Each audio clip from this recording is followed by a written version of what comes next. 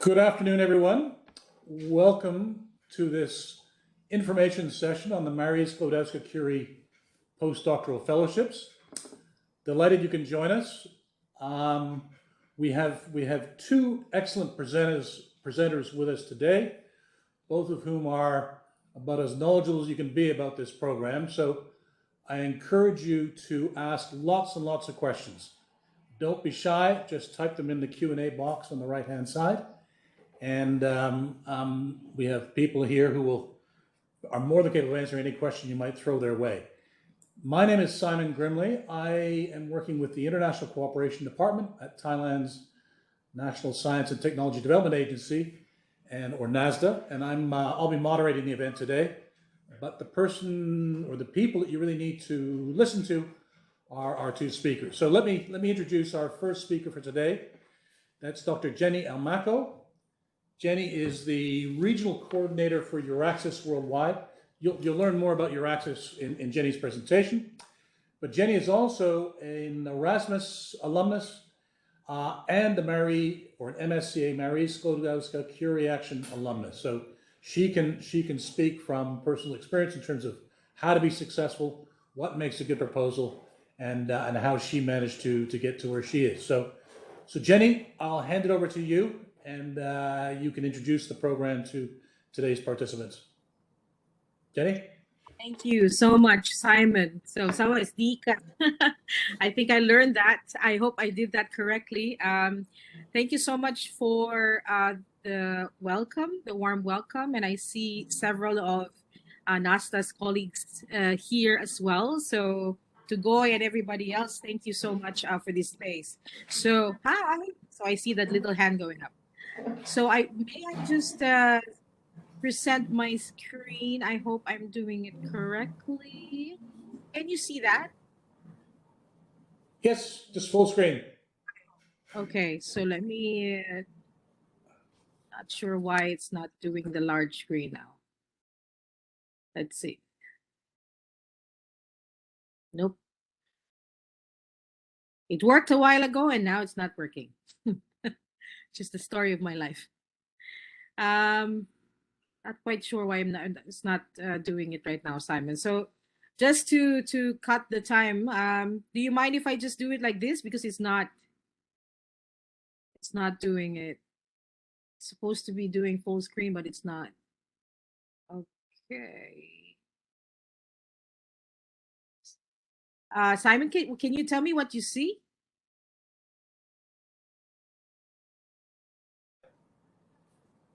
Are you seeing the full screen? Not yet. Oh boy. Okay. It's not doing it for me. We tried it a while ago. It seems to work well, but now it's not. So if you don't mind, because we don't want to waste time, I'll just do it like this for now. Okay. So I will talk to you, of course, about the Marie Sklodowska-Curie Actions postdoctoral fellowships, and this is especially for you researchers in Thailand.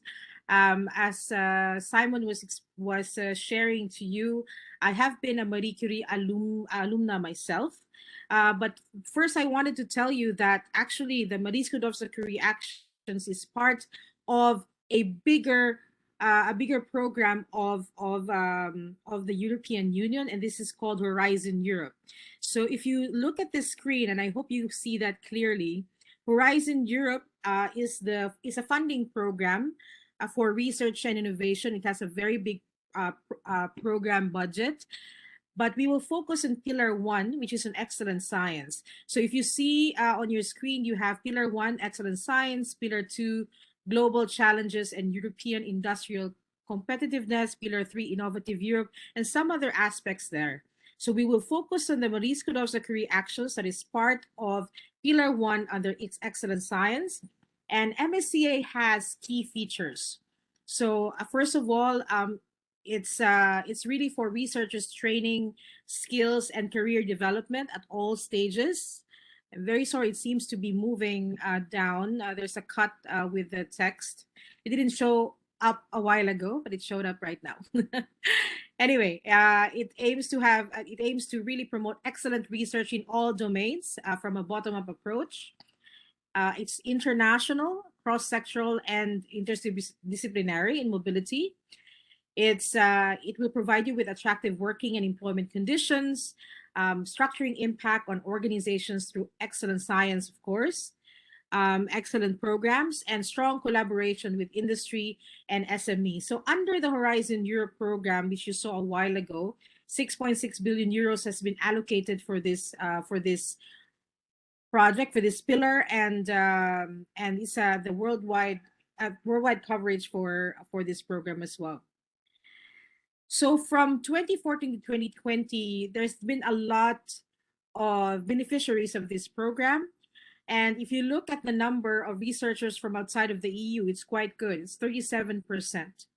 And in our experience, those who have excellent, research, it really doesn't matter where you come from.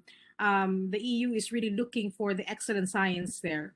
So what we really want to do now is to make sure that you package it in a way that is, it's appreciated very well by the EU, and also for you to be able to contact your host in Europe so that you can do that together. So just to give you an overview of the MSCA action. So it's not just the postdoctoral fellowships, actually. So we also have the doctoral network. So these are doctoral programs in and outside of academia, and this includes joint and industrial doctorates. Apart from that, and this might interest those of you who are in institutions, in universities or research institutions, there is what you call as the staff exchanges. And this is support for research and innovation staff exchanges. So what happens is, for example, a Thai researcher would spend time in, let's say,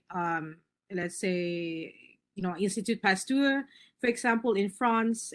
So there is an exchange there of knowledge, which is something that we really need in the world right now. Science diplomacy is very, very important in order for us to have a good, sustainable, future, especially post-pandemic.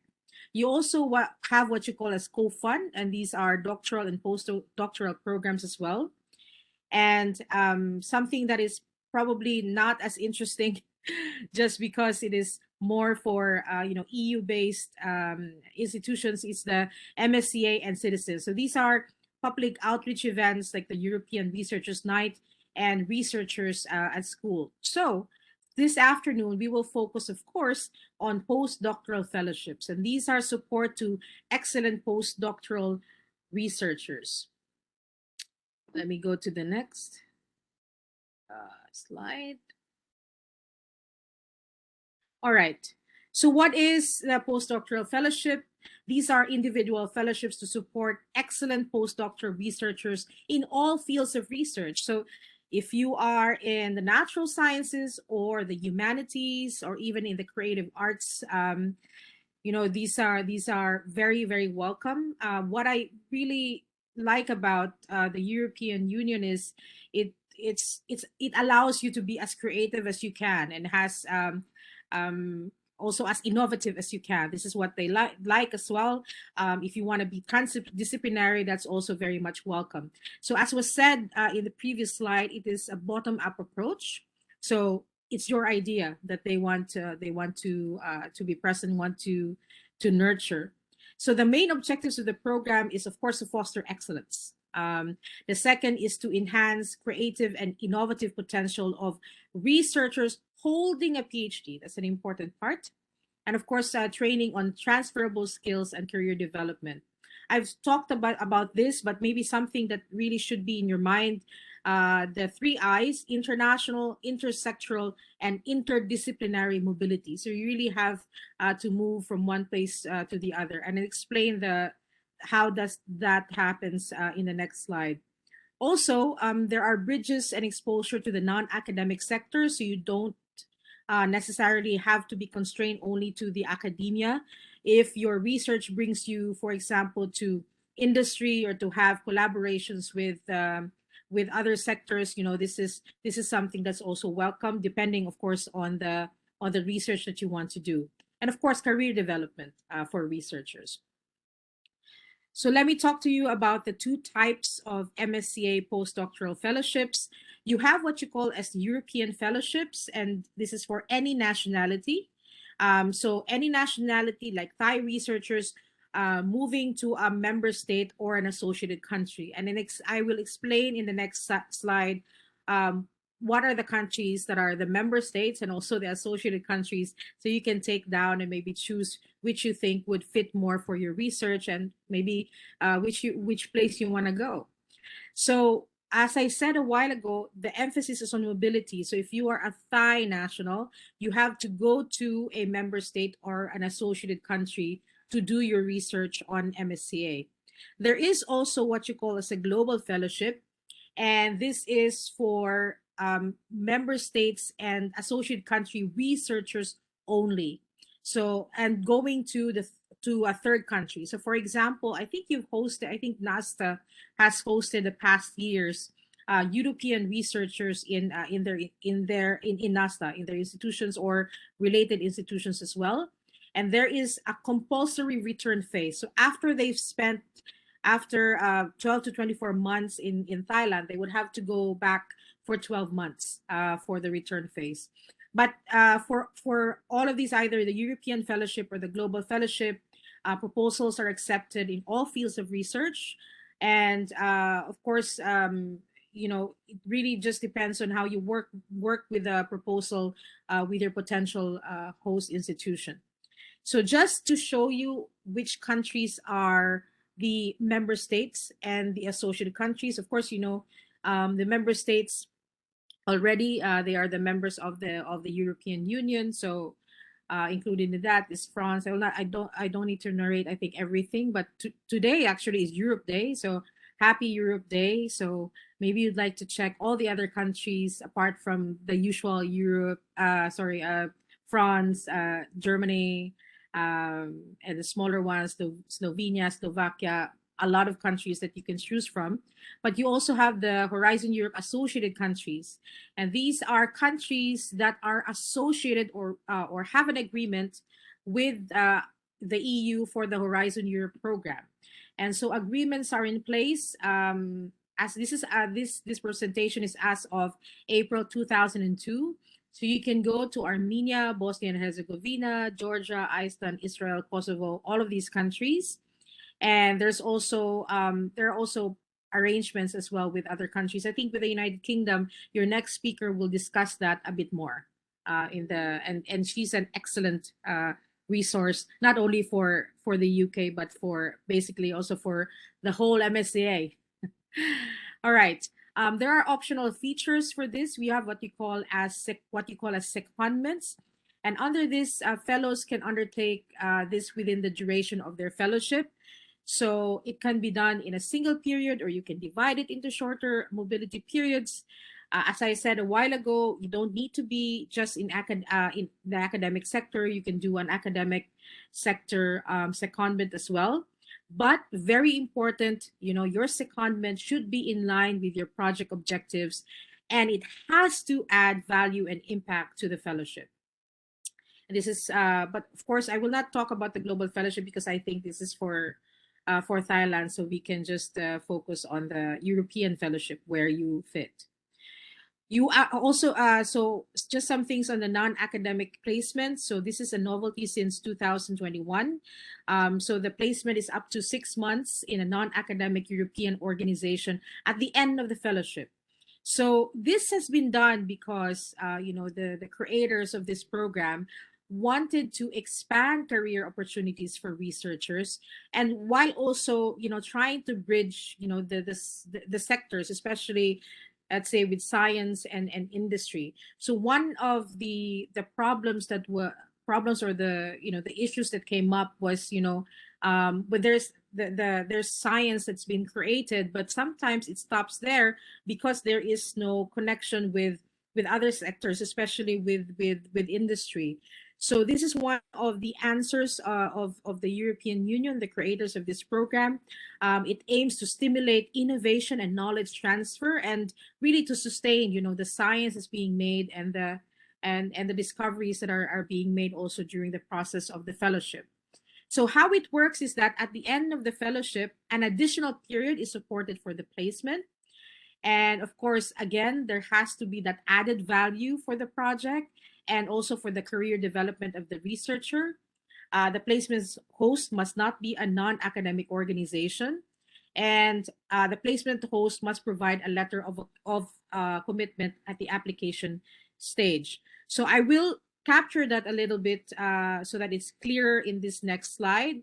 So as a summary, for secondments, it's for worldwide. For non-academic placements, it can only be done in the EU or member states or associated countries.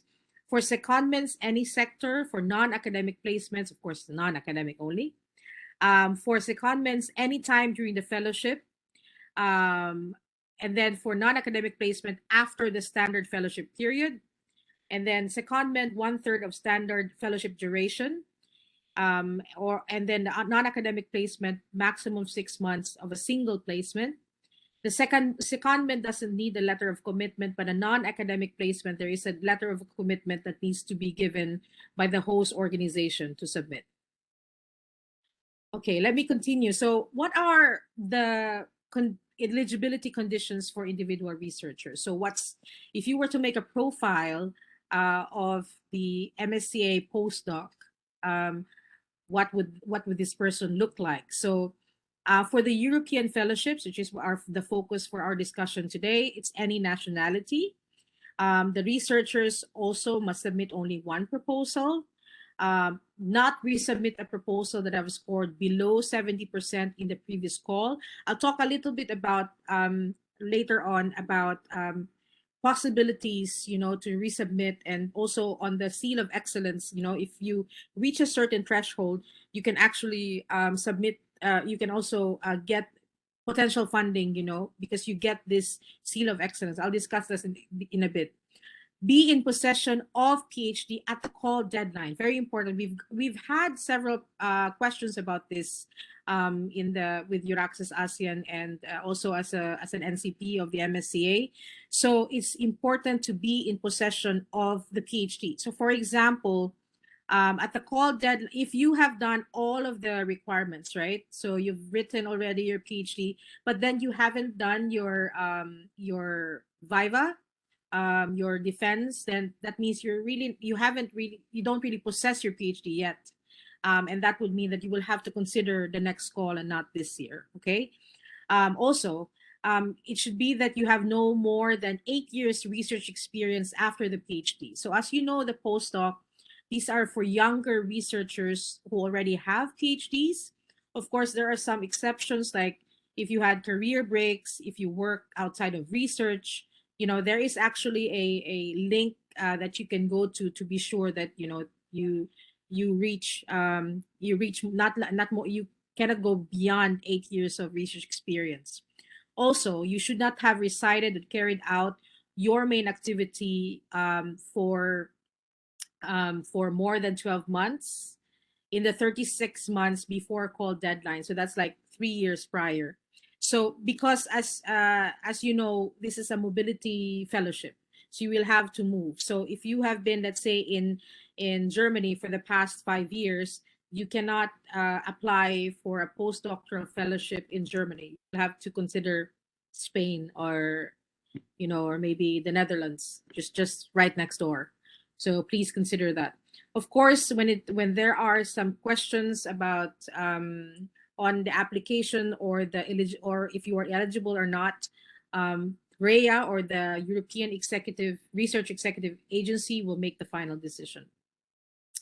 Okay, so on the exceptions, these are some of the exceptions: maternity leave, paternity leave, or if you've been sick. If you did a career break, for example, you were on a humanitarian mission for quite some time, that can be considered, again, on a case-to-case basis. Time spent not working in research. So I've provided here, and I will share the slides to NASTA. There is a link here on the guidelines on the postdoctoral fellowship call, and then also a self-assessment tool. Just so if it's, I think these are very helpful things to know if you're eligible for this fellowship. So just to give you a look at what you can maybe look forward to as support during your postdoc fellowship. So you get a living allowance. This is the amount that has been shared so far as of April 2022. So it's 5,080. I'm not so sure what is that in baht, but I think it's a comfortable living allowance. What is great as well is that you get a mobility allowance of 600 a month. And then you also get a family allowance if you're traveling with your partner or with your kids. There is some support also for that. And if applicable, there's a long-term leave allowance. We will have to discuss the technical stuff if that happens. But I think for a general presentation, this is just to show you that there are some other support that can help you should circumstances, you know, show that you would need this, like a special needs allowance, for example. Apart from that, there's also the institutional unit contribution per person per month for your research, for your training, for your networking contribution, and there's a management and indirect contribution as well.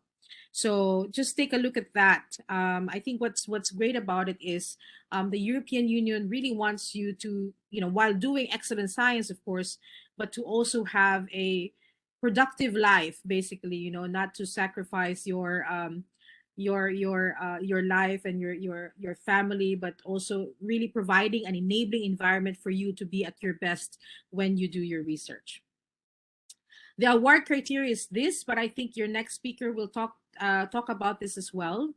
And she has guided hundreds, I think, of a successful postdoc proposals. So I will leave this slide with her, but just to summarize, you need to look at excellence, you need to look at impact, but you also need to look at quality and efficiency of the implementation. And you see the weighted average there. And again, I leave it to your next speaker to discuss a little bit more about how to make an effective proposal. But I want to share to you as well what you call as the ERA fellowships. And these are open for MSCA postdoctoral fellowship applicants of any nationality with a beneficiary from a widening country. So you can see the list there of the countries that are concerned. This is not for global fellowships. This is only for the European fellowships.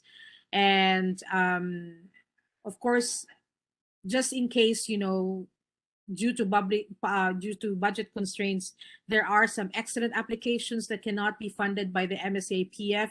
This can be offered, the ERA fellowship. So don't fret if you feel that there are only a few slots available. You have the ERA fellowships, and I'll talk to you of another opportunity should you not be successful with the MSCA fellowship as well. This is what you call as the Seal of Excellence. So the Seal of Excellence is awarded to proposals achieving a score of 85% or above, and it's not retained for funding.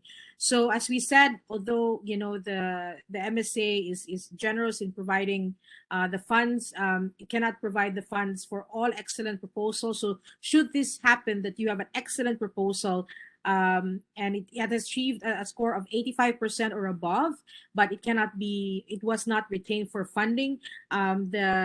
The EU, and I think they just did that a couple of days ago for last year's applicants, they sent a certificate that says that you have an excellent proposal, and there are support schemes that can allow applicants to use this Seal of Excellence so that they can apply for other kinds of funding.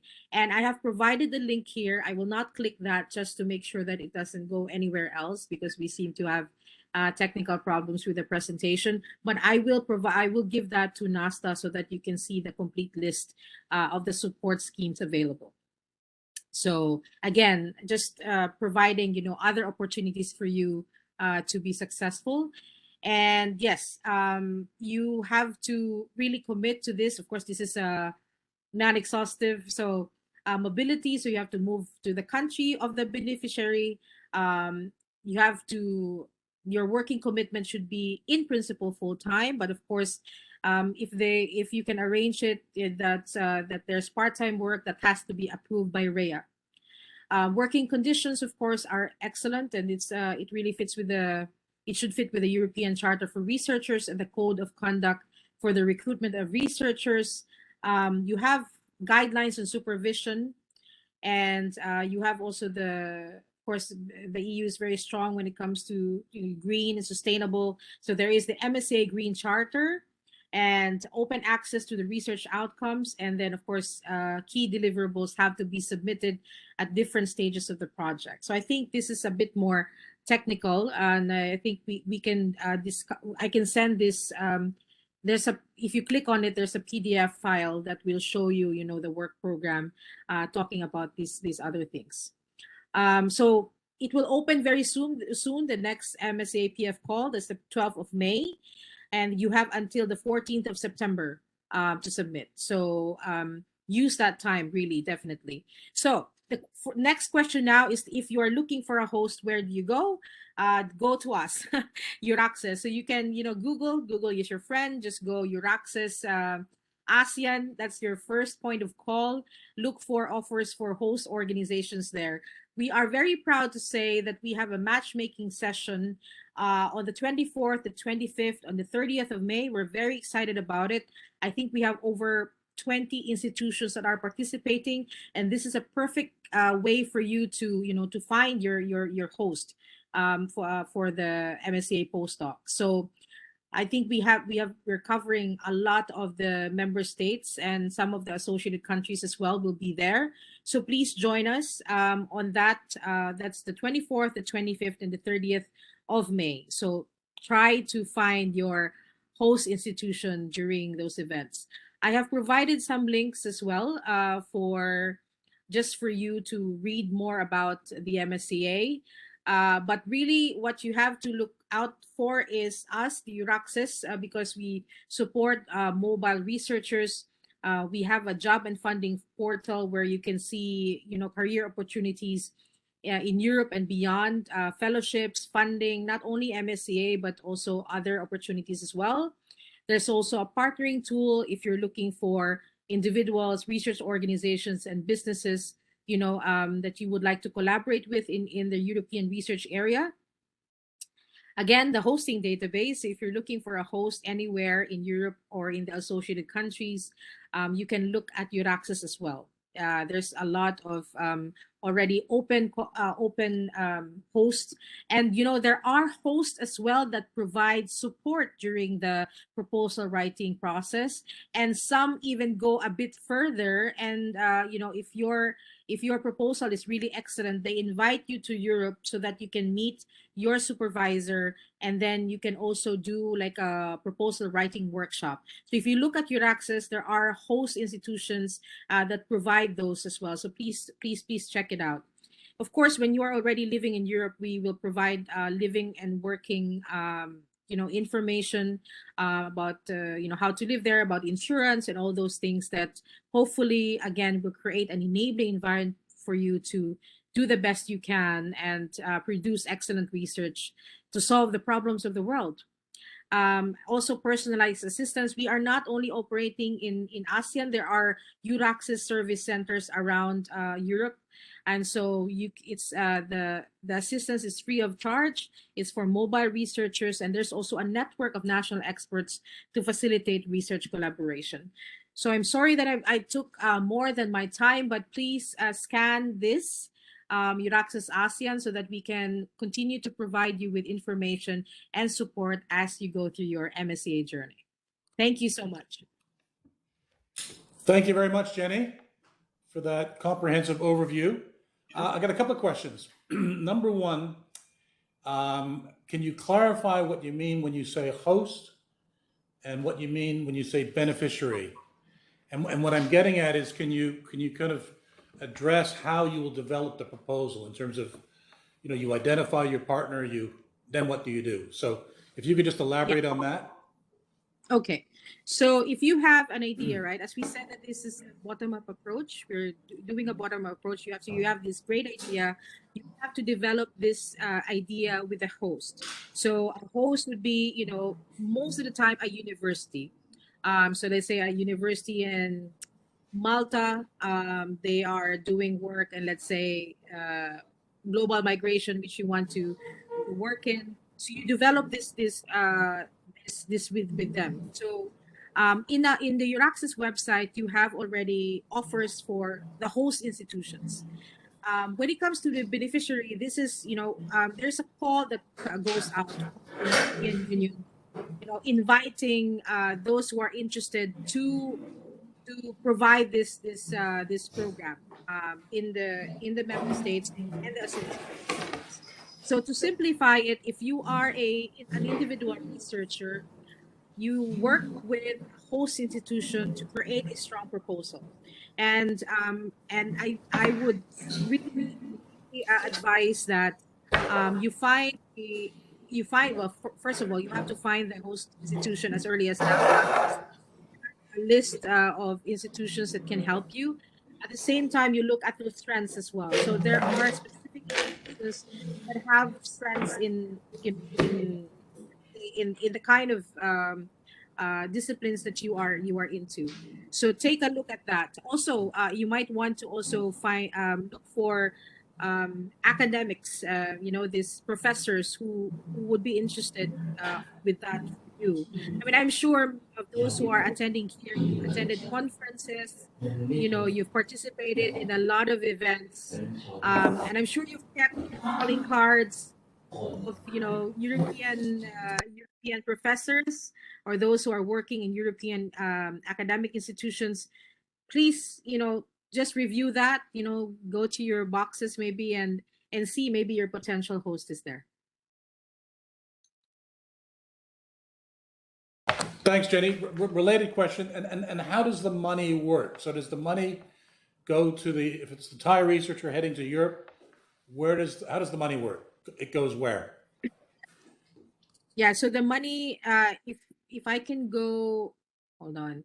I want to show I showed you like a slide with the money, the different monies or the different like items that you can get financial contributions under the postdoctoral fellowship. On the left side of it that's the one that goes to the researcher. The one on the right is with the institution. So basically, you become part of you're working. You become part of the institution, and that's great because then that's very good as well for your for your CV, also for your potential work later on. So every month, it gets given to you in the form of a salary, depending on how the institution arranges it with you. So you also pay for Social Security because you become part of that institution, not as natural as another European working in that institution as well.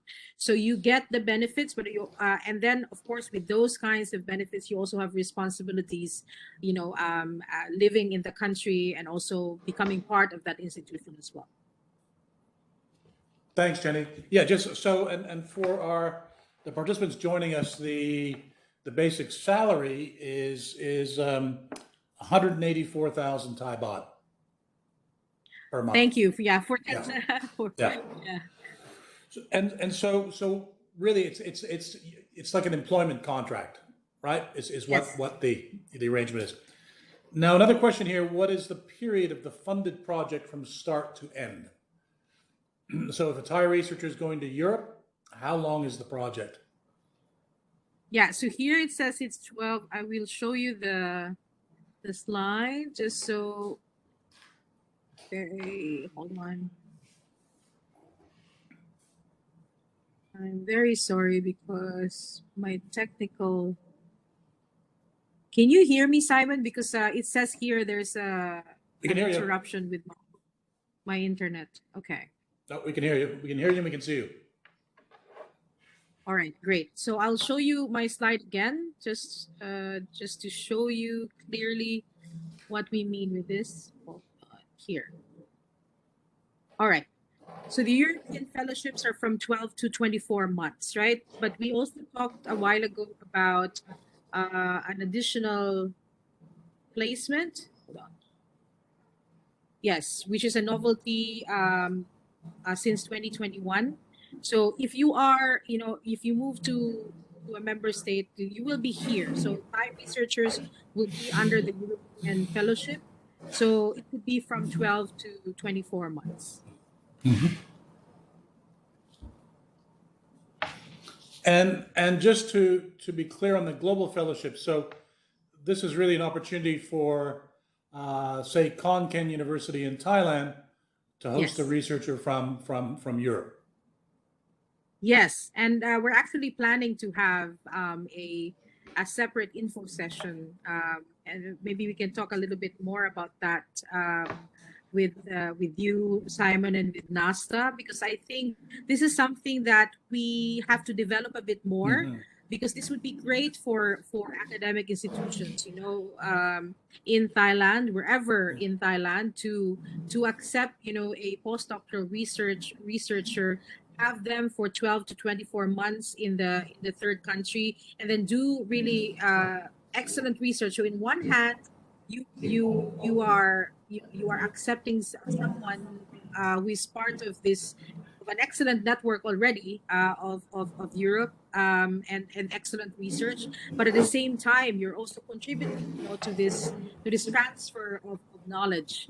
And I think that's really what we need right now, more of these transfers of knowledge. It has to be said as well that Thailand is really, at the forefront, especially of, sustainability programs, and that's something that the world should know. So this is a great way to also share, the ingenuity and the innovation that is coming from Thailand, and what Thailand is starting right now to the world. Thanks, Jenny. And so the process would be the same, right? If you're a Thai researcher here and you're looking to host a European, the first step is to identify who that European Yes. partner might be. And then you would jointly develop the proposal, and you submit it. Do you submit it individually, or do you submit it together? How does that submission process work? Oh, sorry. Now it's yes.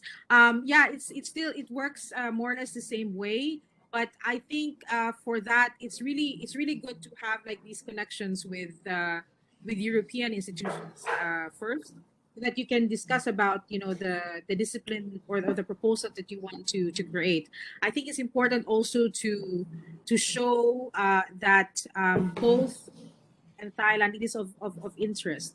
So, as I said earlier, this is part of a bigger project, right, of Horizon Europe. So there are certain programs that are of interest in Europe that is, interestingly, is also a priority for Thailand. So I think the best way is, one of the ways to do it would be NASTA, would be facilitating maybe these kinds of discussions, maybe have maybe a small group from Europe who are, interested in, providing researchers for the global fellowships. So to start the conversation going and to identify maybe the low-lying fruits that are already there. Maybe it's an institution working already in sustainability or in BGC, or things that are of interest already, or that Thailand is already developing at the moment. So I think before, having this individual to individual, which you can of course do on your own, I think it would be great to maybe, as an idea, to have NASTA facilitate the discussion, and then also to help identify which are the areas of priority and of interest for EU and Thailand. Okay. A couple of other questions here that have come through the Q&A. So what month of each year is the latest starting point of the project? Oh, this one I have to check maybe with Branwen. Okay. Because this is Okay, now let's come back to that. Let's come back to that one. This is something we get asked since they've changed the age requirement, or the graduation requirement, I should say, the PhD requirement. Is there any age limit for this fellowship apart from the graduated year limit? No, there is no limit to the age. So age is not a problem, but please really be mindful about the 8-year requirement. So you cannot go beyond the 8 years. There are a lot of questions about what constitutes the 8th year, what is an acceptable, break. And I think there is for us, for Brandon and myself, because we are also NCPs, we also share, you know, questions such as this, and we also ask Rhea to make, because they give the final decision. So no age requirement, but definitely make sure that you are within the 8 years. Good. Okay. And then before we turn to Branwen, I think this is a good question. So there's somebody here who's looking to, they're interested in doing a postdoc in the EU after March 2024. Should they apply for the MSCA this year? So I think the question really is, what is the approval or the evaluation process, the length of the evaluation process? You know, from the deadline, so the deadline closed in September. How long does it take to evaluate the project? When could you conceivably start your project if you're successful? Yeah, I mean, if we use last year as an example, like for now, the call will open in May 12 and then it will end in September, right? Last year, I think we just got the results a couple of weeks ago, so it takes about a year, I would say, you know, for to go from this and then to have the results, and then also to do your contractual obligations. So it takes, I think, about a year. But maybe Branwen has experienced something faster, maybe with the UK. But I would say prepare for a year, you know, in the application process, and then the results, and then finally on the contract signing, and then also entering, you know, having your first day as part of the institution that you've chosen. One more question, Jenny, just before we let you go. Just is somebody asking, can they apply for a research fellowship, for an MSCA postdoctoral fellowship? They work for, presumably for, they're a government officer. They work for part of the government. They're not affiliated with a university or a research institute. Would they be eligible? They would be eligible so long as they show also, you know, research experience, right? I mean, yeah. At one time, you know, right now people are saying multiple hats. Like, you can be a humanitarian for 1 year, and then the next year you can be doing research on water. That's completely fine.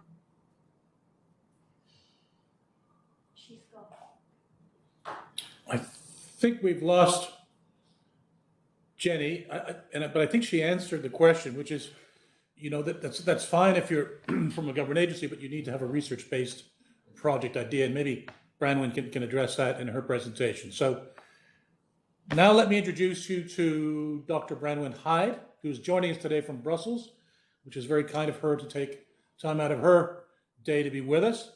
Dr. Hyde is the Senior European Advisor for the UK Research Office, but based in Brussels. So she'll be is in a very good position to talk about the situation of the UK with respect to the postdoctoral fellowships. So Branwen, over to you. Thank you.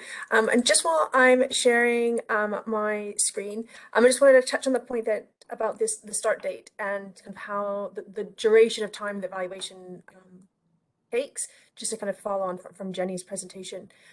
So generally speaking, it takes about 5 months for the evaluation process to be completed from the date of the call deadline. So the deadline is in September, at least 5 minutes after that. So we're looking at about roughly February, March time of 2023 when you would actually get your results.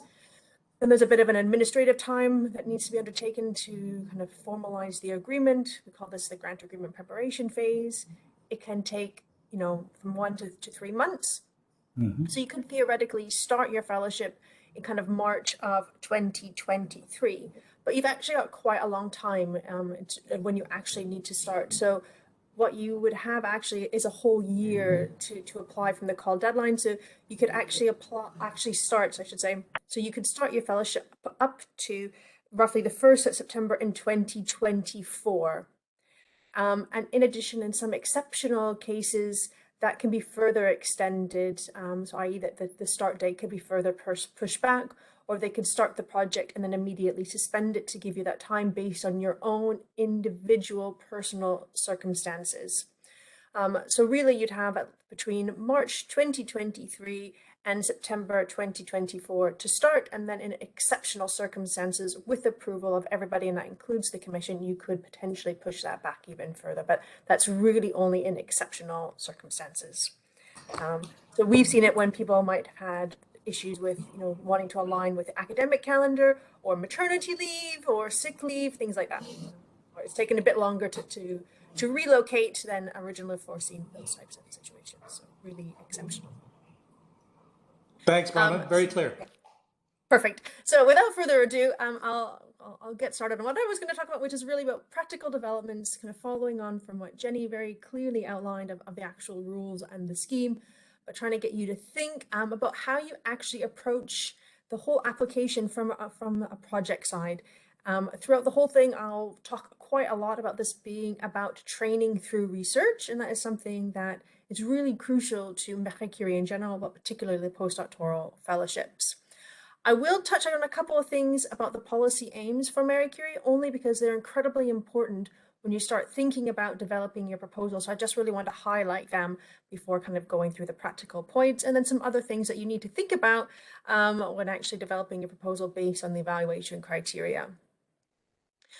But I did want to start before going into the practical details about the UK's relationship with the EU. So hopefully everybody is aware that in December 2020, the UK negotiations with the EU were concluded. So they concluded the negotiations on the UK-EU Trade and Cooperation Agreement. And the announcement included the confirmation of the UK's intention to associate to Horizon Europe.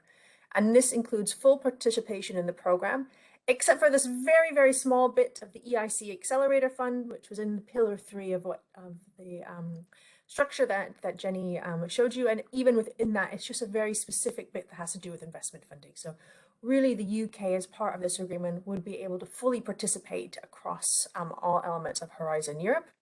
And this includes things like the Sklodowska Curie actions and the European Research Council grants.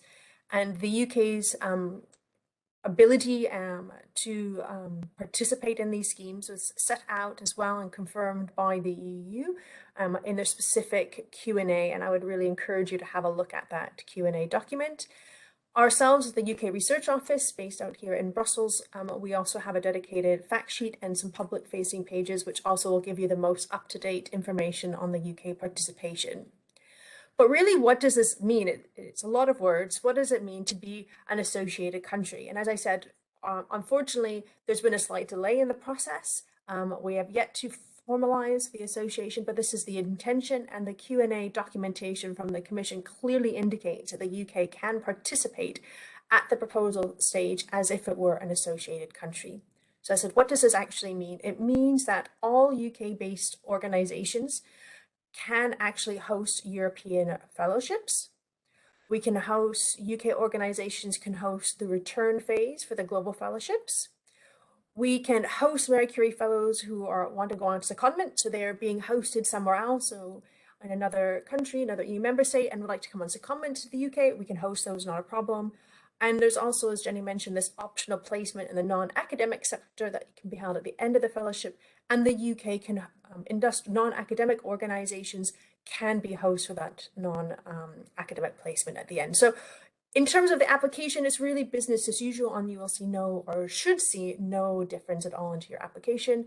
And just to say, in the previous call, so the first call into Horizon Europe, the 2021 call, the UK was by far the most popular destination. We had about 273, I think, applications, successful applications. So we've done and continue to do really, really well. So if you do have any other questions about UK participation, even if it's not about being hosted there, but about secondments, placements, short visits, please don't hesitate to drop us an email.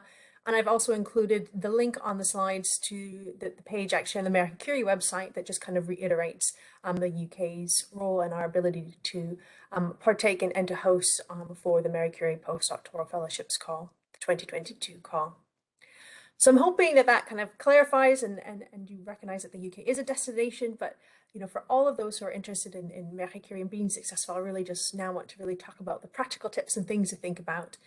I do have to admit, I get quite overexcited about Marie Curie. I think it's an excellent scheme. As Jenny said, I've been involved in Marie Curie for a long time. So FP7, which was pre-Horizon 2020, I also have experience firsthand of the benefits it can bring to researchers, as well as helping academics with applications and also the implementation of the scheme. So I do get quite excited. So please bear with me if I get really excited in my presentation. But as I said, I just wanted to touch on a few things more generally about Marie Curie from before talking the practical elements. And this in particular is about the policy objectives. And the reason I'm bringing this up now is you'll see that I kind of bring up these keywords and these ideas throughout the development of the proposal. So what are they trying to do? Marie Curie wants to equip researchers with the necessary skills and international experience to be successful. So it's really about enhancing long-term employability within the EU or further afield and building those links, making sure that those people behind research and innovation, so the researchers and support staff, that they have the necessary skills to be successful. And they're also really looking at supporting diversity and equal opportunities. So this is something that also you'll see throughout Marie Curie. And there is also a contribution to the EU external policy objectives. How this then translate to postdoctoral fellowships is really looking at how do you enhance the creative and innovative potential of the individual researcher? How do you help them foster excellence, supporting the kind of international, intersectoral, interdisciplinary mobility, making sure that they have opportunities to acquire and transfer new knowledge, bridging and kind of helping them get more exposed to the non-academic sector for those who may be very academic focused, with a recognition that most people eventually, as much as we like them all to say in research, do tend to move out to the non-academic sector at some point or for some periods of their time. So making sure that they have the skills necessary and the exposure in order to do some. So I think this is what you'll see how these then Marie Curie objectives as a whole link to postdoctoral fellowships, and then how this links to the way that we think about developing your proposal as a whole. From the evaluators, what they are going to want to see is for the individual that they have an increased skill set, they have improved employability and career prospects by the end of their fellowship, that they've been exposed to and kind of to help them to develop new mindsets and kind of new thinking about how they approach their own research and innovation. So this is kind of that idea of fostering excellence and innovation. They have enhanced networking and communication capabilities. They've experienced mobility and the benefit that it brings. But it's not just about the benefit for the individual researchers, but also for the host organizations that they're going to be working with, and thinking about how they can improve their own offering for all of their researchers and staff. So enhanced working conditions for researchers, making sure that they have better quality and sustainability for research training and supervision, and better transfer of knowledge. And so what you can see is that this will be brought through in some of the evaluation criteria as well. So a little bit, that was just kind of an overview. And as I said, you'll hear a lot of these kind of terms and ideas coming through. And I just wanted to kind of give you the background as to where they're coming from. When we're thinking about the key thing, how do we approach the project? So as I already said, I'm talking a lot about training through research. And it's really important that you recognize that a Marie Curie individual fellowship, the postdoctoral fellowships, are not just a research project. It is about training through research. And it's also about bringing together the researcher, the supervisors or their host institutions, and the individual research and training elements. So it's actually quite a comprehensive and very fascinating project when you think about all those different elements that need to be brought together. And you need to bring those together and start conversations as early as possible to make sure that you really have that balance right against your individual needs for your individual research and training project. Want to think about developing research skills. So what are the core skills that you will need for your research project? And then thinking about where you want to be after the project, what would be the types of jobs that you would be applying for? What are the advanced skills that you will need to be successful in applying for and getting those other positions? What are the other transferable and complementary skills? And then also thinking about knowledge exchange. even as a younger researcher, so maybe someone who's just finished the PhD, you do have knowledge and experience that you can bring with you to your supervisor, to that host organization, even if they are incredibly, senior and well established. It is about that two-way knowledge exchange, and you always have things that you can bring. And we're not just talking about the knowledge, but also connections, networks, new ways of thinking and new approaches. And then also thinking about the transfer of the knowledge from the host to the individual researcher. And yet again, for the umpteenth time already, it really is about training through research. So I'm going to start thinking a little bit about the supervisor before we talk about the researcher. It's really important to though it is an individual project for an individual researcher, and the researcher themselves will have obviously a lot of input and often be responsible for writing the fellowship, the best proposals are constructed where the supervisor, so this is the individual at your host institution, has an active role in their development, that it really is, in some ways I would say, a joint project, but there is a lot of two-way communication and discussion about the development of the project and also the actual physical writing of the proposal. The evaluators it's very obvious to them, and we've heard this from quite a few evaluators, where the supervisor has had a lot of impact. They generally are more thought through, more comprehensive, and generally score better, where there has versus those that have very limited impact and input from the supervisor. It's not always the case, obviously, but it is something that they have commented on. When you're talking about, and you'll need to detail this, and I mean detail this in your proposal, about the level of supervision that you will be receiving from your supervisor. There is no magic formula for what this looks like. It's really about your needs at your individual career stage and the needs of the project. So someone who's maybe just finished a PhD might need more mentoring and support and more regular meetings than maybe someone who's kind of almost at that 8 years full-time equivalent research experience, who's much more independent, and that should be reflected in the proposal. But it also should be discussed with the supervisor, so both parties have the same expectations. What you don't want to be seeing is, I'm definitely going to see them every week, and the supervisor is thinking, oh, I can see them once a month, and vice versa, because that makes it a really difficult working relationship. And as I said, you need to explain how this will work on a day-to-day basis in your proposal. It is quite often the case where the relationships are existing collaborations, maybe they're a previous postdoc supervisor or someone that you've worked with quite a lot, and that's absolutely fine. You just need to explain this in the proposal, and I've given you a couple of things here to think about. It's also fine if you want to have a less experienced supervisor, so someone who's maybe, it's kind of the first or second time actually supervising a postdoc. To be fair, it's quite a good experience for them, and so we would often encourage, when we go to universities and say, why should you get involved in MSCA postdoctoral fellowships, we'll actually talk about how this is a really good training opportunity and development opportunity for their staff to be supervisors. What we would encourage you to think about, if they are quite junior, is to highlight any mentorship or support that they will be getting, any training that they will be getting in order to support you. You could also include secondary mentors or supervisors as well, just if you're really kind of would like that and feel that would really benefit you as an individual based on your individual needs of the project. So that's the other thing I say a lot. It's training through research and individual needs of the project. And it's really, really important that the project be tailored to the applicant, the individual researcher who's applying. So this leads nicely on to the researcher. So there's some things to think about when you're either trying to identify a researcher, if you might want to host one, but equally if you are wanting to approach someone and kind of say, actually, I would be a really good fit for this scheme, and also for you to decide if you are really a good fit for the scheme or not. You need to think about your potential to reach and to reinforce your professional maturity and to be independent during the fellowship and at the end of the fellowship, again, taking into consideration your individual career stage.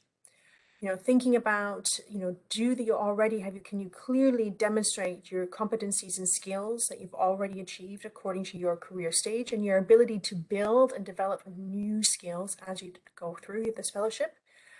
Think about what your future career prospects are, and be very honest with yourselves. Think, where do I want to be in 2 years, 3 years, 5 years, 10 years? And what are the steps that I need to go to? What are the skills that I would need in order to get there? And then I mentioned this idea of transfer of knowledge back and forth already. And you also need to have very clear scientific and training goals. You really need to have a very clear idea of what you want to achieve.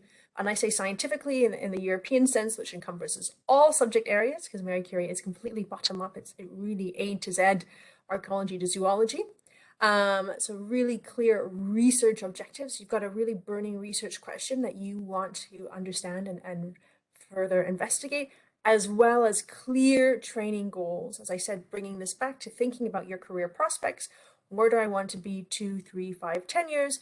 And those kind of get translated into your training goals and how this fellowship will help you address both of those elements.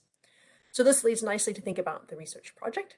As I said, you need to have a clear research question or questions with really realistic and well-defined research objectives.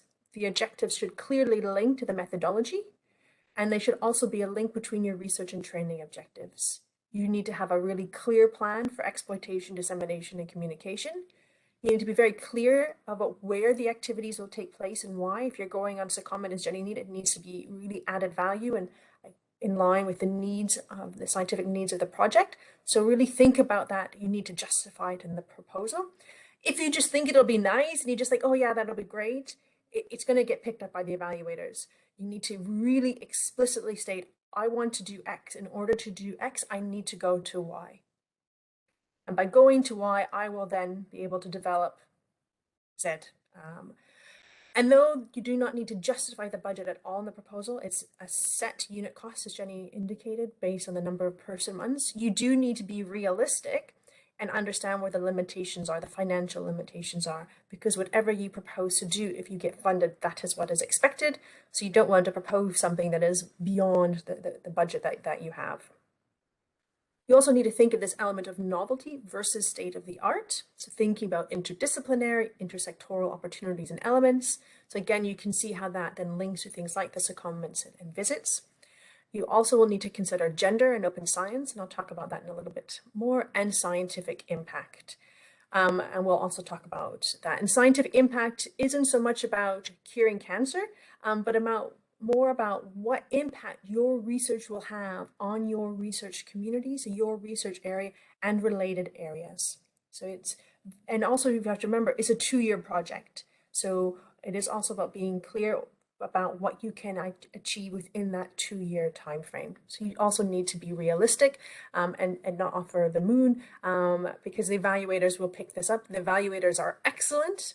And they are very knowledgeable and generally have their own experience of Marie Curie, either as supervisors or being fellows themselves. So they're very clear on what is required from the Marie Curie postdoctoral fellowship scheme. I mentioned the integration of the research project and the training project, and this need to have very clear training goals. So you need to have, or you should, I would encourage you to think about having kind of actual objectives, training objectives, and well-defined career advancement objectives. So they need to be kind of intertrained thinking, and they need to be realistic. If you've just finished a PhD and 2 years after you say, yes, I want to head my own lab, maybe in some cases that might be realistic, but maybe in most, you might say, okay, I want to go on to my next postdoc. And then after that, I would then open up my own lab. So it's those types of things to think about. Again, there's this clear link between the research and training objectives, and it needs to be based on your individual project. And it include transferable skills and links to the quality of the supervision and the two-way transfer of knowledge. Again, thinking about where the activities will take place and why, and also thinking about the budgetary constraints. When we're talking about training through research as well, we want to think about that long-term employability, personal impact. So remember I mentioned what the scheme is trying to achieve policy-wise and what some of the expected impact about long-term career employability. Thinking about widening the competencies of the researchers, and then you want to be thinking about interdisciplinary and intersectoral experience. Some kind of just, I won't go through this, but these are just some examples of kind of the types of advanced research skills and transferable skills that we often see in proposals. And this is really not extensive in any way, shape or form, but these are just really some examples to kind of get you started and thinking about those types of skills that you might be wanting to include. I would also encourage all of you to start thinking about a career development plan. Now, it's not a mandatory requirement at the proposal stage. If you are successful, you will need to have a career development plan as a mandatory deliverable, and it will need to be updated throughout the course of the fellowship. I think it's a really important tool, and it can really help you at the proposal development stage, because it can really help you think about your overarching career goals. So kind of that planning, your 2, 3, 5, 10 years, and what you kind of need to do in order to achieve it. So it can really help you to focus on those types of questions. I've just put a couple of links here to a bit more information, but also for those of you who might not have access to kind of or really know how to put together a career development plan. EURAXESS actually has a free app to help you develop your career development plan called the Reflex app. And I would encourage you to have a look at that. But again, it's really about thinking about how will this fellowship help to accelerate your career. And again, you can see how this would be beneficial to the proposal stage as well. We often get talk about supervising, mentoring. You know, I mentioned that if you've got a more junior supervisor, you might want to include a second supervisor or a mentor to kind of ensure that you're getting all the support that's needed. So the role between the supervisor and mentor, you really kind of need to think about what you as an individual fellow, so the applicant, wants to learn to expand their kind of understanding of activities. And again, sometimes this might be through the main supervisor, but it could be a separate supervisor, or you might have a mentor, someone that you can kind of share this information with and have those discussions with.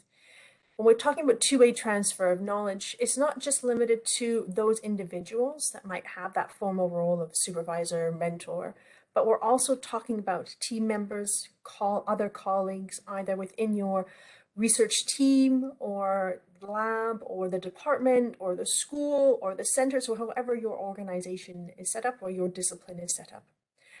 And it can be through one-to-one meetings. It could be attending seminars, lectures, or meetings, or combinations of all those things. Often, you know, departments have departmental meetings, or lab groups will have, you know, regular lab meetings. So those are the types of things that you want to explicitly state in your proposal. And it's not just that you will be attending them, but you want to be actively participating in them so that you are providing your knowledge and experience that you are bringing with you, but also that which you gain through that fellowship to these individuals. So you want to explain and outline in the proposal how this will be active participation.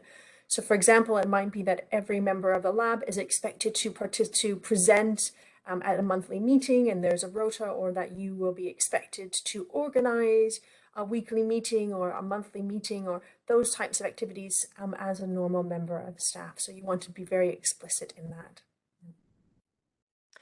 So some of the cross-cutting issues that I've mentioned that are really, really important for your proposal.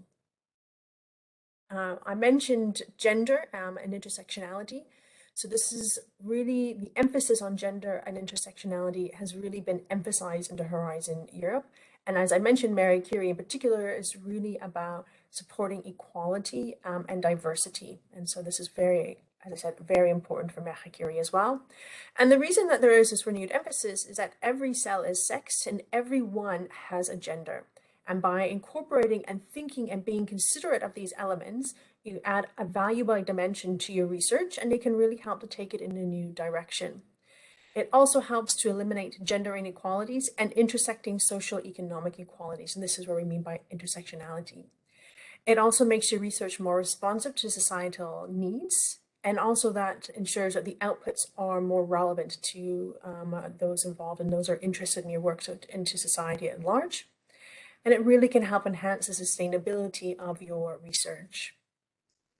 So I'm not going to go through it in too much detail. There's a lot of excellent resources out there, and I've included a few in the final slide. If you've got any questions, don't hesitate to contact the NCP network and Jenny through the Erasmus network. But this is just a couple things to get you thinking about whether gender is important for your project or not. And the key thing is to ask yourself, does your research now or at any time in the future be applicable to humans? And if the answer is yes, then you need to include gender in your research project. If the answer is no, again, you think, okay, really? Is it never going to be applicable to humans? And then if you think, actually, maybe at some point it might, then you include the research dimension in your project. If you think, no, really, this project does not incorporate or relate at all to gender, then that is fine. but then you need to explicitly state that is the case. By just excluding it from the discussion in your proposal, then the evaluators will automatically assume you have not considered it. So in order to demonstrate that you have considered it, you need to explicitly state why gender is not important. When you're thinking about gender, you need to think about it right from the very beginning when you're thinking about your individual research question. When you're writing the proposal as well, thinking about the language, making sure you've got the right methodology. When you're undertaking the research, how you're analyzing that research, and then when you're disseminating that research as well, which channel, what types of communication might be best depending on the different groups you are trying to achieve. Again, just to say, it doesn't, when you're looking at gender and intersectionality as part of your research question, it doesn't mean you have to find differences. It just means that you need to consider it. And the outcome might be that there is no difference, and that's fine, and no one's forcing any differences, but it's just that you have considered any implications. And some good examples are things like cockpit sizes of airplanes. You know, they are designed for the average size man, and are not necessarily the way that they're outlined, the region that's required to get the instruments isn't necessarily suitable for someone who's a smaller stature, i.e. like a woman, or even someone who's bigger than the average male. So again, you know, this is where these types of considerations would come into play. Some, you know, very recent ones are things like the size of the iPhones, and the recent iPhones, they were very big, didn't really fit for smaller hands. This seems very trivial, but actually they're really important for society and for engagement. And then there's a whole lot of examples in things like health and environment. So again, there's a lot of resources out there, but it can be a really interesting thought process as well when you're bringing into your research by considering gender. I also mentioned the importance of dissemination, exploitation, and communication. So it's really about what do you do with your research results. Dissemination is about promoting and raising awareness of the results. Exploiting them is how you kind of use those results, you know, for commercial purposes or for policy making or to influence and update and other researchers in your research area or neighboring research areas. And then communication. It's about how you make your research activities known to society. I do want to say that, you know, particularly in the UK, but I imagine that this is a case in a lot of really big institutions who are very involved in this type of research across Europe, actually have dedicated teams to help and support these types of activities. So again, by having early conversations with your supervisor, with your host organization, they can put you in touch with these teams who will then be able to help you to understand the differences between these three, but also how you're going to approach them and write about them in your proposal. So some things to kind of think about, you know, just kind of reiterating a lot of what I've already said, you know, be really creative. This is your time to be creative and consider all your different options. Really make sure to link your training and research objectives and activities. Think about the target audience and key stakeholders when we're thinking about dissemination, communication, and exploitation. Think about why does the target audience need to know these results? How will these activities be used? One-way versus two-way communication.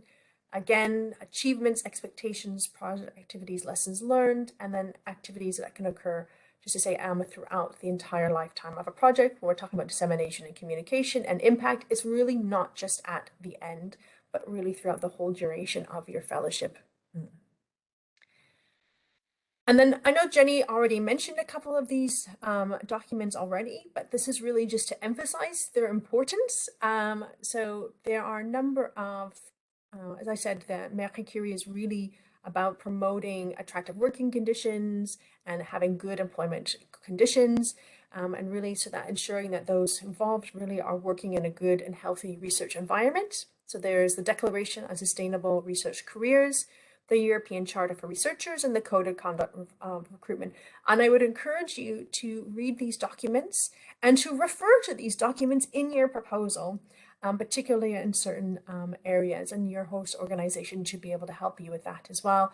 Particularly the European Charter for Researchers and the Code of Conduct of Recruitment should be really integrated, or should at least be mentioned explicitly in your proposal.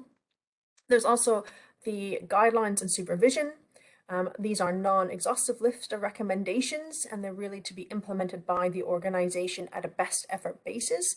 But again, when the sections are talking about your day-to-day interactions and how your relationship with your host will be and how you'll be integrated with your host organization, understanding these guidelines and thinking about how that will actually play out in practice in your proposal will really be beneficial and make it much easier for everyone involved. But it'll also mean that you as the individual applicant will have a very clear understanding of expectations between you and your supervisor, and that should really help prevent any issues further along during project implementation stage. There's also direct reference to the Marie Curie Green Charter. And just to say that though this is not part of the evaluation criteria, what we understand is that you will be required to report on this at the reporting stage. So again, it's just something to think about in your proposal. Obviously, physical mobility is key, but there might be other elements of that you can bring in, such as maybe some virtual mobility. How can you reduce your carbon footprint of your project in other ways? Thinking about the sustainable lab practices. How do you help increase awareness of environmental issues and promote sustainable behaviors and policies within your organization as well? So again, it's not a requirement in proposal, but if you have to report on it, it's probably good to think about it. And obviously they want you to be thinking about this and kind of developing this mindset. So again, it's something very useful to think about at the proposal stage and to incorporate elements into your proposal. And then just a little bit of advice. Now, I know Jen said I'd probably go through this in a lot of detail, which I didn't, but I'm just going to highlight a few of the evaluation criteria, which I think will help to understand why I really focused my presentation on where I did. So there are three criteria: excellence, impact, and the quality and efficiency of the implementation. When we're talking about excellence, we're talking about, are the research projects objectives, ambitious, and go beyond the state of the art? Do you have the right methodology? Have you considered gender and open science practices, which is one thing I realized I didn't mention, but you will be required to publish everything in open science journal. So, and that includes the data. I'll include a slide before I send them to Simon to be made available. And also the quality, the supervision, and this two-way transfer of knowledge. So you mentioned, you might have picked up that I did talk about this a fair number of times. It kind of came up, and this is why it's part of the evaluation criteria, as well as the researcher's professional experiences, competencies, and skills. When we're talking about impact, it's about maximizing the expected outcomes and impact. So what is the impact on the research, but also that impact on the individual applicant, the researcher, and the host institution. So again, part of what they're wanting to see for impact from MSCA Curie is long-term employability, and you'd want to be able to explicitly say this, or at least make it very, very clear to the evaluators under the evaluation criteria of impact. Thinking about measures to enhance the career prospects and employability, and then, as I said, the expected impact, scientific, societal, and economic impact. When we're talking about those, it's really about the three levels of impact that most apply to your project. Some projects, I would say all projects, will have some sort of research or scientific impact. And then depending on the individual projects, you might find you also have societal and or economic impact, or maybe all three. But it's really about your individual project. They'll also look at the effectiveness of the work plan. So this is where I talk about being realistic about your objectives, what you want to achieve in that 2-year time frame. And making that very, very explicit. You'll have to put in a Gantt chart, which will actually say at which months and you will want to undertake certain activities. And then looking at the capacity of the host organization and the hosting arrangements. So this is where I talked about the importance of having that dialogue and understanding with your supervisor of how that day-to-day relationship will work, because actually it's going to be evaluated under the quality and capacity of the host institution. So it's really important that you keep the evaluation criteria with you when you are writing and making sure that you're getting sufficient support in developing this. I will just say that in the UK, and again, many institutions across Europe will actually have some kind of text that you can use that talks about the capacity of the host institution. So they'll tell you things like how many Marie Curies have been involved in before, what training and development you'll be able to get access to, the infrastructures, those types of kind of standard, what we would kind of text, which would obviously need to be tailored for your proposal, but they would at least have that basic text that you could then expand and develop, which can be really helpful when you don't know the institution very well. And I will be the first to admit that some institutional websites are not very good at explaining all the support and resources that they actually have. So yes, I would encourage you to have those conversations with the research teams and the supervisors at the host organizations as soon as possible. So just a little bit of advice, read all the call documentation and, as I said, the evaluation criteria. When the call opens, you'll be able to access the most up-to-date version of the MSCA Curie work program, the guide for applicants, and within the work program, you will have the evaluation criteria. These are at the minimum, you're kind of call them core pieces of information that you need to be reading and you need to have with you as you are writing your proposal. One thing, even though we talk about this as a fellowship, it is a postdoctoral fellowship. The person whose name is on it will be the PI. It will ultimately be the PI's grant to which you are funded. So, and the reason I point this out is actually when it comes to submission, it's very important that you understand, and the host institution understands the implications of you as the researcher hitting the submit button versus the organization and the commitment that makes. So it's just something to understand. Also, this means that the funding goes, as Jenny already said, to the institution, to your host institution, and then you're paid out. A lot of people feel, well, it's a fellowship. A lot of fellowships will pay me directly. Why isn't this paying me directly? And this is why, because of the structure of the grant. As an individual researcher, you do need to have a strong CV. You will be evaluated on your CV, but this is in relationship to your career. So if you've just finished your PhD, your CV will not look the same as someone who is almost 8 years post-PhD. That also will depend on your field. Some fields are really publication heavy, so they will expect appropriate number of publications based on your career stage. Other research fields are not very publication heavy. Some publish with a lot of multi-author papers, other is single author. So again, the evaluators are experts in their fields and they recognize and understand the nuances of their research areas. So it's really important that you think about that. And these are when you're putting your proposal together and not be put off if you're more or less junior or looking at the CV of someone who's in a different field than you and think, oh, maybe I don't really quite match the profile, because actually they are in a different field and expectations are different. Again, if you've had an unconventional career path, it's absolutely acceptable. And Marie Curie really encourages diversity, as I said, and equality. Be really upfront. I didn't have a research contract in this year, or I did this before coming and doing this, and I've got these skills from it. So don't try to kind of hide anything. Really be open about these non-conventional career paths. It's really important for the scheme and for you as the applicant, and give yourself the most chance of being successful, because those unconventional aspects of your career will have been providing you with skills and expertise and knowledge that you can bring with you, and it can really help enhance your application. Make it really easy for the evaluators to find the information. They will have 15 to 20 applications. They have a very tight deadline to be working through. So you can imagine they've had a full day of teaching, they've had a full family, and then they're doing this at night and they're tired and they've got this incredible deadline. They take it very seriously. So they want to do an excellent job, but your job is to help and make it easier for them. So use really clear, concise language. Explain any country or research area specific jargons. You can include tables, you can do images, you can even include preliminary data. It's all fine. It's basically what's appropriate for your individual proposal. I would encourage you to research previous and current proposals, and you can find those on the Quartus website. Get someone to read your proposal against the evaluation criteria. Now, in some cases, we would also make sure that the science is robust, so getting someone in your field to check that is a really good idea. But in terms of the application, I would encourage you to get someone who's not in your research area to read your proposal against the evaluation criteria, who can ask you all those really hard and simple questions like, why is this important? Oh, this isn't really quite clear. If it's someone in your research field, their mind will fill in the blanks, kind of think, oh, of course this is important because, and they have that historical knowledge. Whereas if you get someone who isn't in that field, they won't have it, and that's what you want to address in your proposal. And the proposals will take time to write. So, I would be thinking that you need to start at the beginning of the summer and then kind of having that period with the recognition that most people are on holiday in August in Europe. So you're probably not going to get a lot out of them for that month. So you need to consider that with the deadline, the 14th of September. And there's just a few pitfalls to kind of avoid.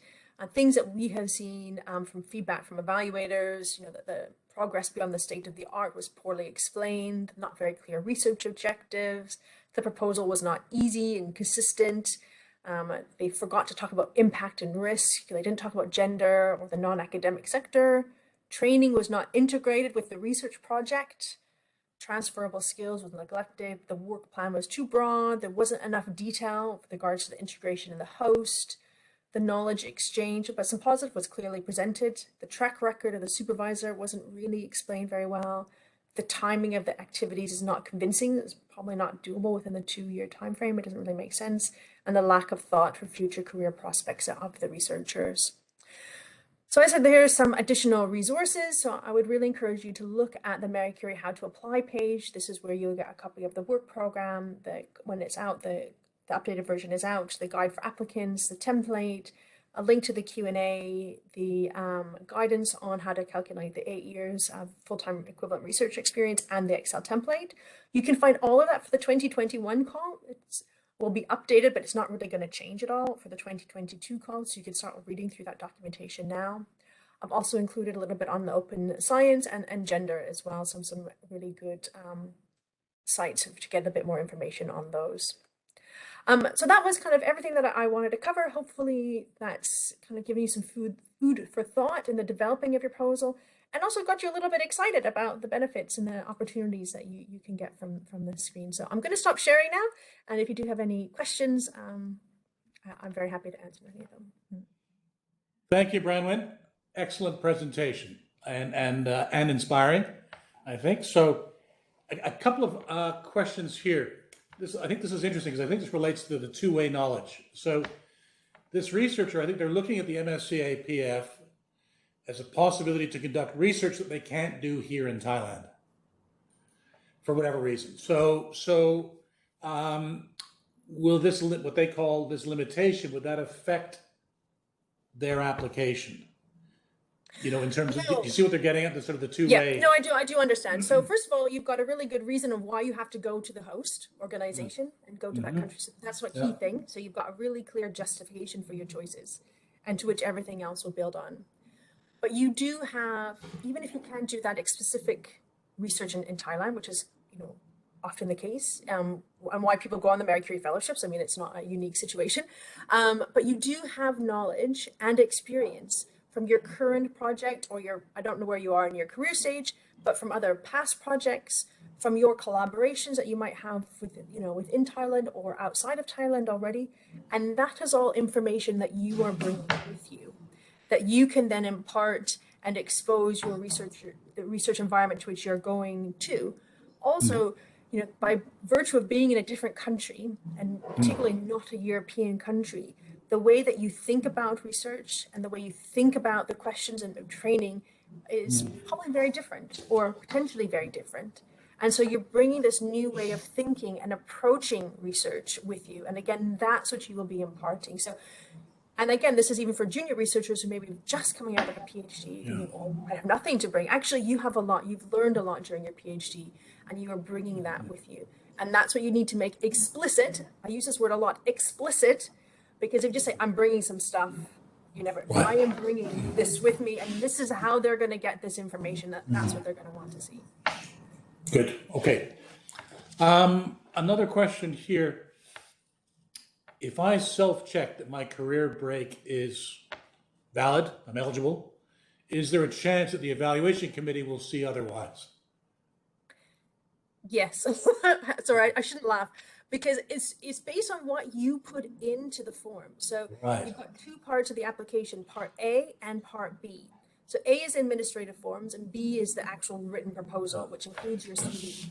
And unfortunately, it is very common for people to get the dates wrong, and between those two documents, or between the document that they've used to check and in part A.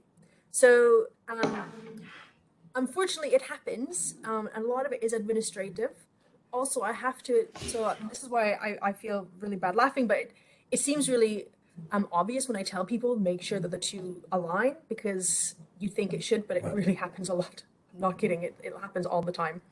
The other thing is that, particularly for the previous call in 2021, there wasn't a lot of guidance at the beginning of when the call first came out with regards to how to calculate the 8 years.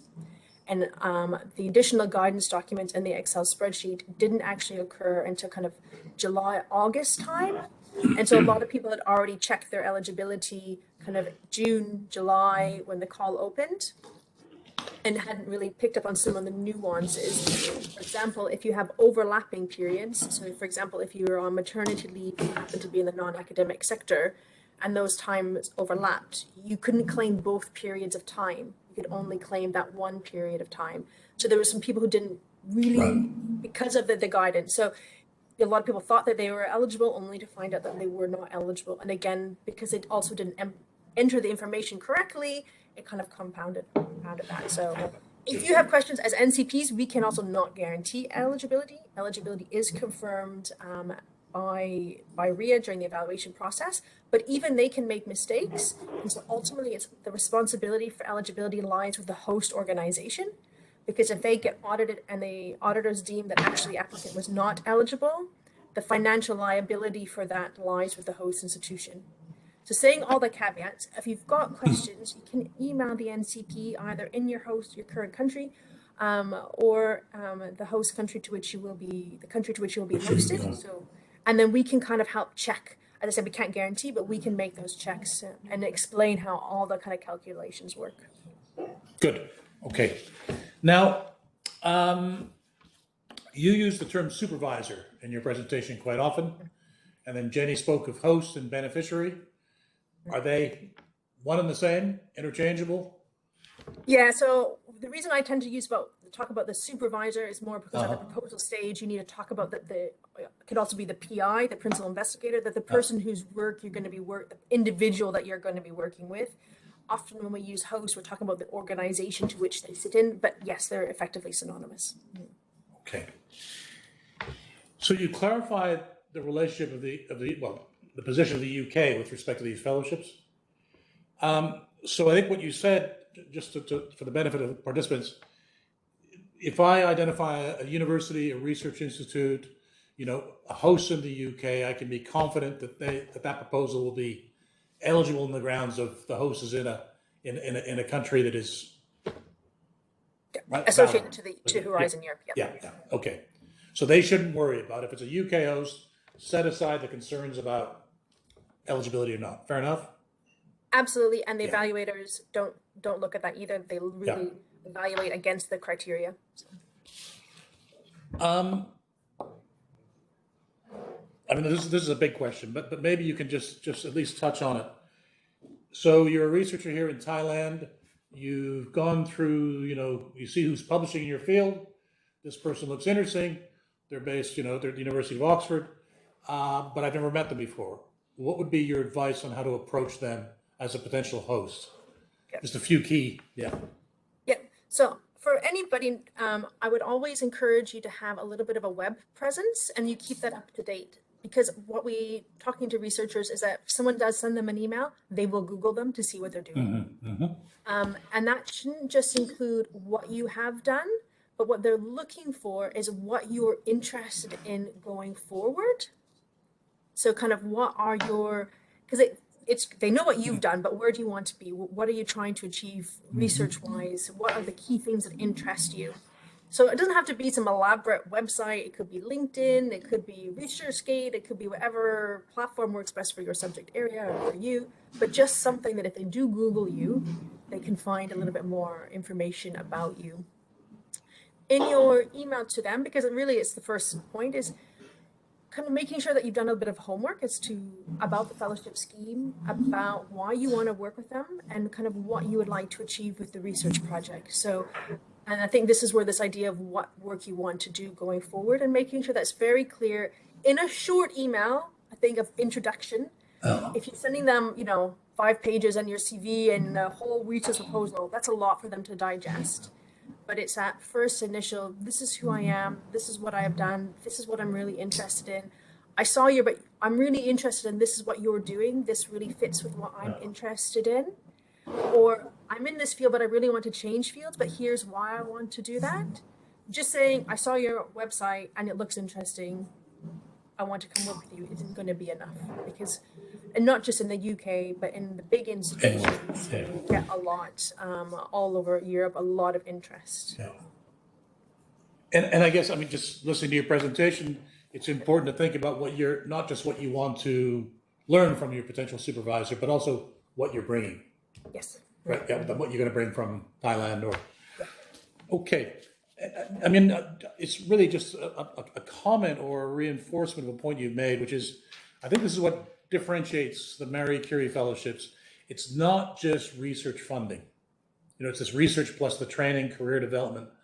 So we've seen proposals here that have not been successful because they've only focused on the research component of the proposal, and they haven't really thought through, you know, what it is they might want to do in terms of training and career development. So just maybe I'm just reinforcing what you've said. Yeah, no, absolutely. I mean, I said that, you know, it is about training through research. You're right. A lot of people miss the training element, and they will not score very well. We also see people miss the research element, which we would also find only do the training. less obvious, and they really focus it as a training fellowship. The two have to go hand in hand. So you have to think, okay, I want to do X research. To do X research, I need to understand this methodology. And unfortunately, this is a bit of a, you know, maybe a hard science question. Okay, to do this methodology, I need training in this skill. So this is why I'm going to do this training. But in 4 years from now, I know that this technology is coming up. And so I need to get additional training in that methodology because I know that's going to be the next big thing. And how do I get that? So it's those types of thought process that brings it all back, plus all the other training. You know, it's not good, and unfortunately, you know, you do need to be excellent at public speaking and communicating, and you need to have all these other skills now, thinking about what does it actually mean to be a researcher. Very few jobs out there are 100% research. Most of them will have teaching requirements, so you can include teaching element as training. You know, they're going to have administrative responsibilities, you know, financial responsibilities. So talking about how you're going to manage the budget, that's training, you know, those types of things. So that's why it's so integrated. And if it's not, as you said, if they're not integrated, you will score low. End of. If a Thai researcher, you know, has identified a potential host supervisor in the UK, so you as the MSCA national contact point, what services could you offer the Thai applicant? So we recently held a series of webinars for information for applicant webinars.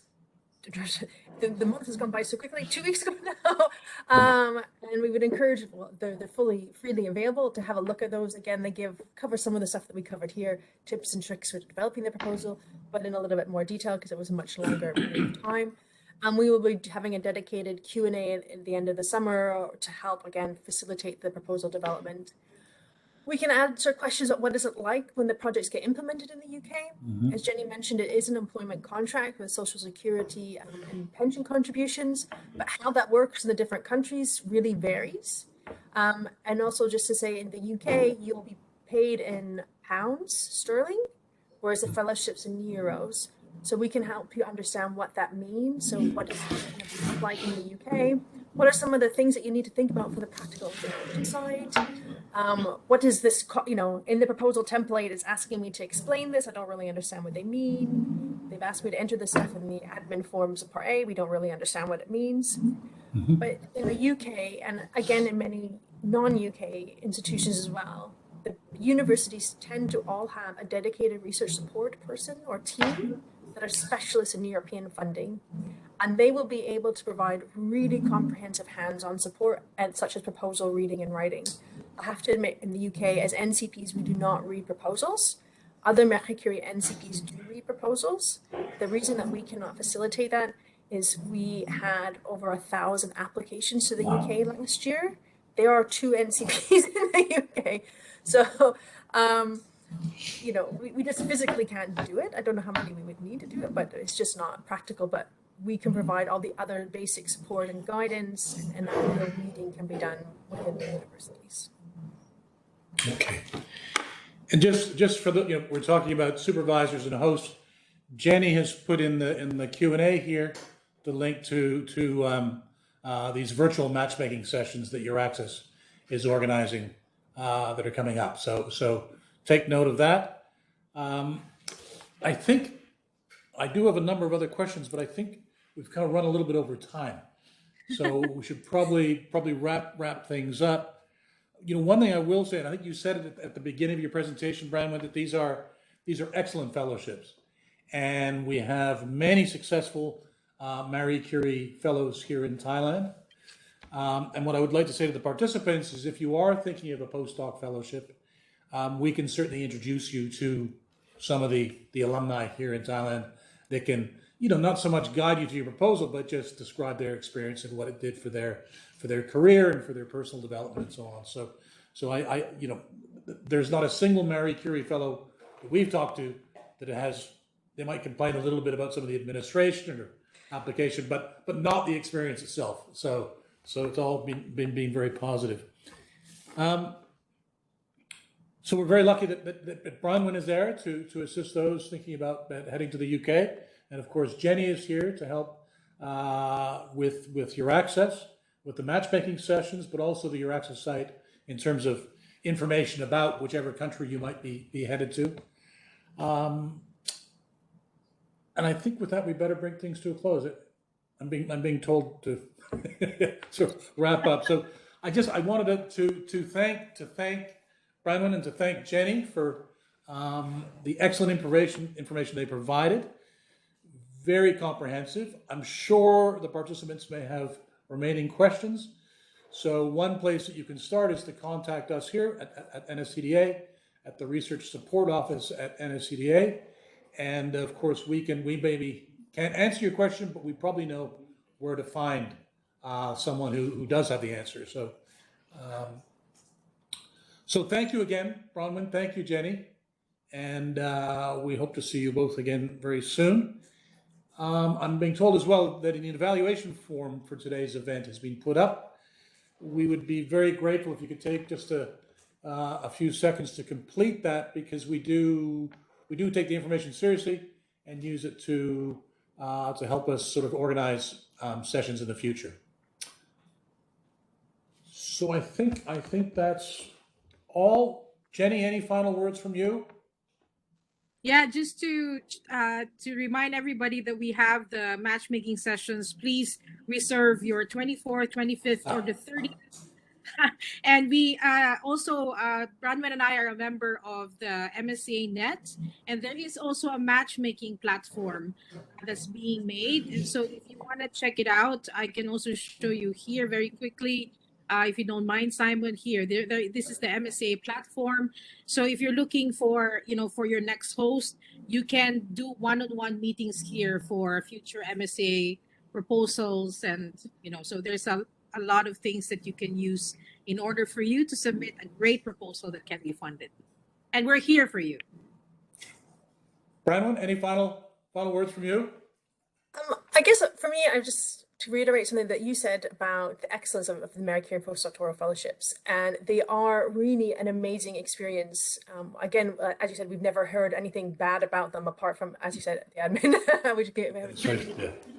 I will say that for those who are kind of maybe thinking or not quite sure, this is an amazing opportunity. You get to do the research that you really want to do, because it is completely open to you to decide your research project with whoever it is that you really want to work with, provided that they're within an EU member state or associated country. But then you've also got all the secondments and short visits, which allow you to go all over the world because there's no limitation on where they can participate. So it's this really amazing opportunity that isn't replicated from a lot of other funding and particularly fellowships in its entirety. They tend to do a little bit. So for me, it's just to say that this is a really time for you to be creative, take the risks, and really think about your project and all that it encompasses and all the elements of the mobility through the 3 I's. So that would be my kind of selling point for Marie Curie. I told you, I get very excited. So you're selling a good product. So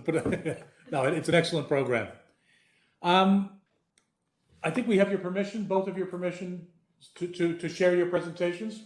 Yep. So we will be sending those out to everybody who joined us today, later tonight or tomorrow morning. I think that'll be sent out to you all, and you'll find all the various, contacts there for support and so on. So With that, I'd like to thank you both again, and thank you to the participants for joining us for today's session.